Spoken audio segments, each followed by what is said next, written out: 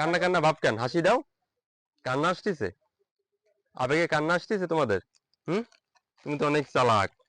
ফেসবুকে একটা পোস্ট করছিলাম, চণ্ডীপুর ইউনিয়নের ভিতরে যারা আছে অসহায় ফ্যামিলি, যাদের বাচ্চাদের ঈদে কেনাকাটা করে দেওয়ার সামর্থ্য নাই হাসি ফুটানোর জন্য, এদের কাছে আমি পৌঁছিয়ে যাব ইনশাআল্লাহ, হাসি ফুটাবো এই ঈদে।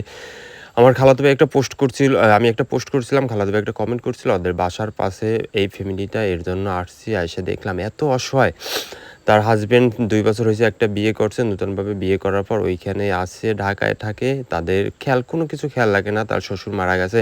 এখন এত অসুবিধায় নতুন জামাটা পেয়ে বাচ্চা 2টা এত খুশি, মনে হয় জীবনে আনন্দ এটাই আনন্দ না।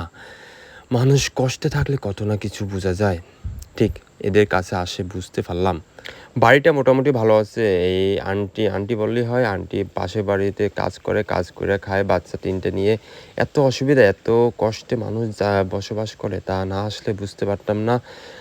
আরও ফেসবুকে যারা আপনারা কমেন্ট করছিলেন, সবার মুখে হাসি ফোটানো হবে ইনশাআল্লাহ। বাচ্চা 2টা এত খুশি, নতুন জামা পেয়ে মেহেদি ভাগ করতেছে, চুড়ি ভাগ করতেছে।